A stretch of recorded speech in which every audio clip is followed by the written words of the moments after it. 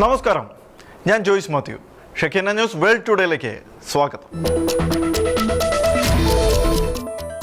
ഒമാന്റെ മധ്യസ്ഥതയിൽ നടന്ന US Iran ആണവ ചർച്ചയുടെ ആദ്യഘട്ടം പൂർത്തിയായതിനു പിന്നാലെ ഇറാനുമേൽ എണ്ണ ഉപരോധം ഏർപ്പെടുത്തി US സർക്കാരിന്റെ സമ്മർദ്ദങ്ങൾക്കിടയിലും ഇറാൻ ഭരണകൂടത്തിന്റെ നിയമവിരുദ്ധമായ എണ്ണ പെട്രോകെമിക്കൽ കയറ്റുമതി കുറയ്ക്കാൻ US പ്രസിഡന്റ് ഡൊണാൾഡ് ട്രംപ് പ്രതിജ്ഞാബദ്ധനാണെന്ന് സ്റ്റേറ്റ് ഡിപ്പാർട്ട്മെന്റ് വക്താവ് ടോമി പിഗോട്ട് പറഞ്ഞു. ഇറാനിയൻ എണ്ണ കൊണ്ടുപോകുന്ന 14 കപ്പലുകളുമായുള്ള ഇടപാടുകൾ തടയുമെന്ന് സ്റ്റേറ്റ് ഡിപ്പാർട്ട്മെന്റ് അറിയിച്ചു. തുർക്കി, ഇന്ത്യ, UAE എന്നീ രാജ്യങ്ങളുടെ പതാകയുള്ള കപ്പലുകൾ ഇതിൽ ഉൾപ്പെടുന്നു. കൂടാതെ 15 സ്ഥാപനങ്ങൾക്കും 2 വ്യക്തികൾക്കുമെതിരെ ഉപരോധം പ്രഖ്യാപിച്ചതായും റിപ്പോർട്ടുകളുണ്ട്. നേരത്തെ ഇറാൻ വിദേശകാര്യമന്ത്രി അബ്ബാസ് അറാഖ്ചി, ട്രംപിന്റെ പ്രത്യേക പ്രതിനിധി സ്റ്റീവ് വിറ്റ്കോഫ്, ട്രംപിന്റെ മരുമകൻ എന്നിവരാണ് ഒമാന്റെ മധ്യസ്ഥതയിൽ മസ്കറ്റിൽ നടന്ന ചർച്ചയിൽ പങ്കെടുത്തത്. US സേനയുടെ സെൻട്രൽ കമാൻഡ് മേധാവി അഡ്മിറൽ ബ്രാഡ് കൂപ്പറും ചർച്ചയ്ക്കെത്തിയിരുന്നു. മുൻ ചർച്ചയിലൊന്നും സൈനിക നേതൃത്വം പങ്കാളിയായിരുന്നില്ല.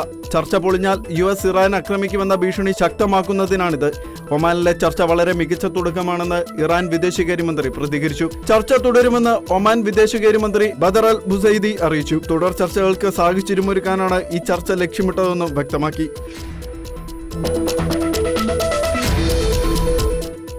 ഗാസ വെടിനിർത്തൽ കരാറിന്റെ 2ാം ഘട്ടം മുന്നോട്ട് കൊണ്ടുപോകുന്നതിനുള്ള ശ്രമങ്ങളുടെ ഭാഗമായി ഫെബ്രുവരി 19 ഗാസ പീസ് കൗൺസിലിന്റെ ആദ്യ യോഗം നടത്താൻ ട്രംപ് പദ്ധതിയിടുന്നതായി റിപ്പോർട്ട്. കൗൺസിലിന്റെ ഉദ്ഘാടന സമ്മേളനത്തിന്റെ ഭാഗമായി ഈ സമ്മേളനം നടക്കുമെന്നും ഗാസ മുനമ്പിന്റെ പുനർനിർമ്മാണത്തിനായി ഫണ്ട് സമാഹരിക്കുക എന്ന ലക്ഷ്യത്തോടെയുള്ള ഒരു അന്താരാഷ്ട്ര സമ്മേളനമായി ഇത് ക്രമീകരിക്കപ്പെടുമെന്നും US ഉദ്യോഗസ്ഥനെ ഉദ്ധരിച്ച് ആക്സിയോസിസ് റിപ്പോർട്ട് ചെയ്തു. പ്രസിഡന്റ് ഡൊണാൾഡ് ട്രംപിന്റെ ഭരണകൂടം വെള്ളിയാഴ്ച ഡസൻ കണക്കിന് രാജ്യങ്ങളുമായി അവരുടെ നേതാക്കളെ ക്ഷണിക്കാനും യോഗത്തിനുള്ള ലോജിസ്റ്റിക്കൽ ക്രമീകരണങ്ങളെക്കുറിച്ച് ചർച്ച ചെയ്യാനും ബന്ധപ്പെട്ടതായും റിപ്പോർട്ടിൽ പറയുന്നു. വാഷിംഗ്ടണിലെ US ഇൻസ്റ്റിറ്റ്യൂട്ട് ഓഫ് പീസിലാണ് പരിപാടി നടക്കുക. നിലവിൽ 27 അംഗങ്ങൾ ഉൾപ്പെടുന്ന ഗാസ പീസ് കൗൺസിലിന്റെ അധ്യക്ഷൻ ട്രംപാണ്. ഗാസ മുനമ്പിലെ വെടിനിർത്തൽ, ഭരണ ക്രമീകരണങ്ങൾ, പുനർനിർമ്മാണ പ്രവർത്തനങ്ങൾ എന്നിവയ്ക്ക് മേൽനോട്ടം വഹിക്കുക എന്നതാണ് ഇതിന്റെ ചുമതലയായി പറയുന്നത്. ഗാസ സമാധാന കൗൺസിലിൽ ഇസ്രായേൽ പ്രധാനമന്ത്രി ബെഞ്ചമിൻ നെതന്യാഹു പങ്കെടുക്കുമെന്ന് റിപ്പോർട്ടുണ്ട്. നെതന്യാഹു പങ്കെടുക്കുകയാണെങ്കിൽ ഒക്ടോബർ 7 യുദ്ധം ആരംഭിച്ചതിനു ശേഷം അറബ് മുസ്ലിം നേതാക്കളുമായി ഇസ്രായേൽ പ്രധാനമന്ത്രിയുടെ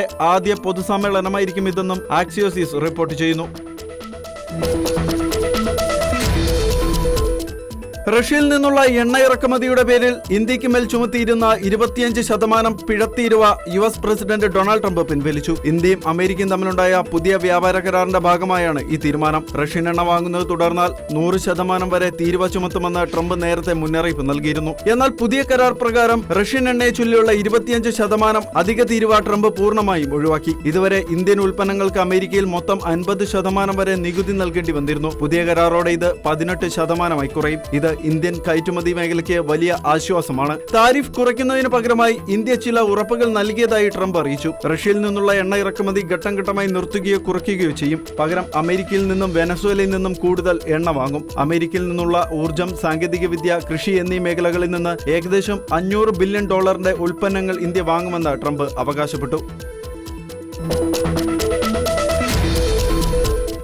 അടുത്ത 5 വർഷത്തിനുള്ളിൽ $500 ബില്യൺ വിലമതിക്കുന്ന വസ്തുക്കൾ USന്റെ പക്കൽ നിന്ന് വാങ്ങുവാനായി ഇന്ത്യ പദ്ധതിയിടുന്നു. ഊർജ്ജ ഉൽപ്പന്നങ്ങൾ, വിമാനങ്ങൾ, വിമാനഭാഗങ്ങൾ, വിലയേറിയ ലോഹങ്ങൾ, സാങ്കേതിക ഉൽപ്പന്നങ്ങൾ, കൽക്കരി എന്നിവ ഉൾപ്പെടെയുള്ള ഉൽപ്പന്നങ്ങളാണ് ഇന്ത്യ വാങ്ങുന്നത്. ഇതുൾപ്പെടെ USഉം ഇന്ത്യയും തമ്മിലുള്ള സംയുക്ത വ്യാപാര കരാറിന് മുന്നോടിയായുള്ള ഇടക്കാല കരാറിന്റെ ചട്ടക്കൂട് പ്രഖ്യാപിച്ചു. ഗ്രാഫിക്സ് പ്രോസസിംഗ് യൂണിറ്റുകൾ ഉൾപ്പെടെയുള്ള ഡാറ്റാ സെന്ററുകളിൽ ഉപയോഗിക്കുന്ന മറ്റു ഉൽപ്പന്നങ്ങൾ എന്നിവ ഉൾപ്പെടെയുള്ള സാങ്കേതിക ഉൽപ്പന്നങ്ങളുടെ വ്യാപാരം ഇരു രാജ്യങ്ങളും ഗണ്യമായി വർദ്ധിപ്പിക്കുകയും സംയുക്ത സാങ്കേതിക സഹകരണം വിപുലമാക്കുകയും ചെയ്യും. ഡിജിറ്റൽ വ്യാപാരത്തിനുള്ള തടസ്സങ്ങൾ പരിഹരിക്കാനും ഉഭയകക്ഷി വ്യാപാര കരാറിന്റെ ഭാഗമായി ശക്തമായ പരസ്പരം പ്രയോജനകരമായ ഡിജിറ്റൽ വ്യാപാര നിയമങ്ങൾ സ്ഥാപിക്കാൻ വ്യക്തമായ പാത നിശ്ചയിക്കാനും USഉം ഇന്ത്യയും പ്രതിജ്ഞാബദ്ധരാണെന്നും പ്രസ്താവനയിൽ പറയുന്നു.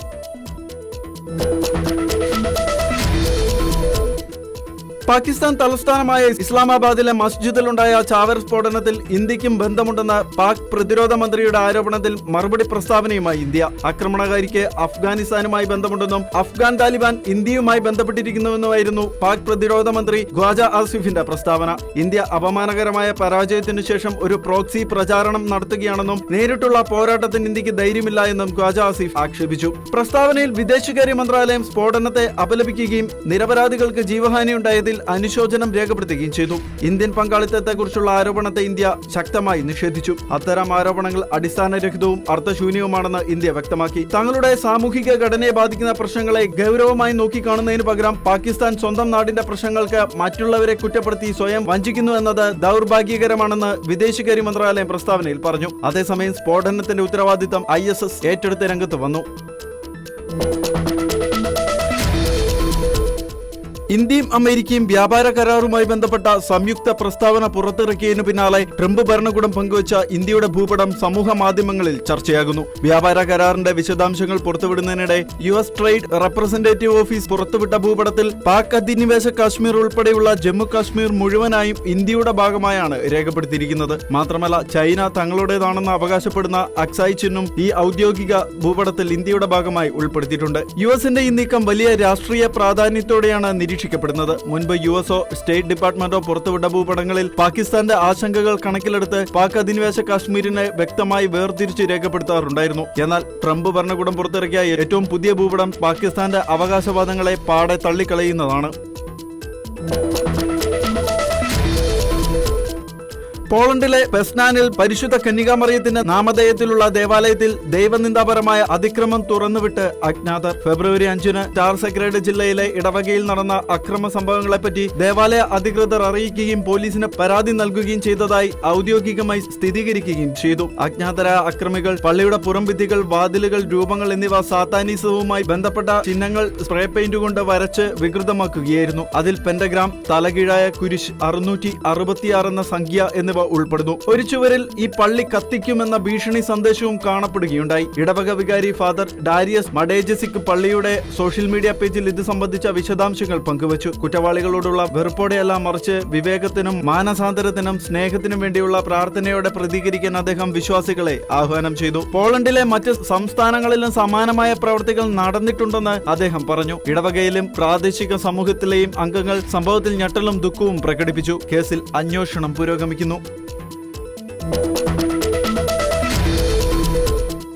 വെനസ്വേലയിൽ നിന്നും ക്രൂഡ് ഓയിൽ വാങ്ങൽ പുനരാരംഭിച്ച് റിലയൻസ് ഇൻഡസ്ട്രീസ് ലിമിറ്റഡ്. 2025 പകുതിയോടെയാണ് റിലയൻസ് വെനസ്വേലയിൽ നിന്നുള്ള എണ്ണ വാങ്ങൽ നിർത്തിവെച്ചത്. ഇന്ത്യ ഊർജ്ജ വിതരണ സ്രോതസ്സുകൾ വിപുലീകരിക്കുന്നതിന്റെ ഭാഗമായാണ് പുതിയ തീരുമാനം. വെനസ്വേലയിൽ നിന്ന് എണ്ണയ്ക്കുള്ള നിയന്ത്രണങ്ങളിൽ അമേരിക്ക ഇളവ് വരുത്തിയതിന് പിന്നാലെയാണ് പുതിയ നടപടി. വേൾഡ് ടുഡേ അവസാനിക്കുന്നു. നന്ദി, നമസ്കാരം.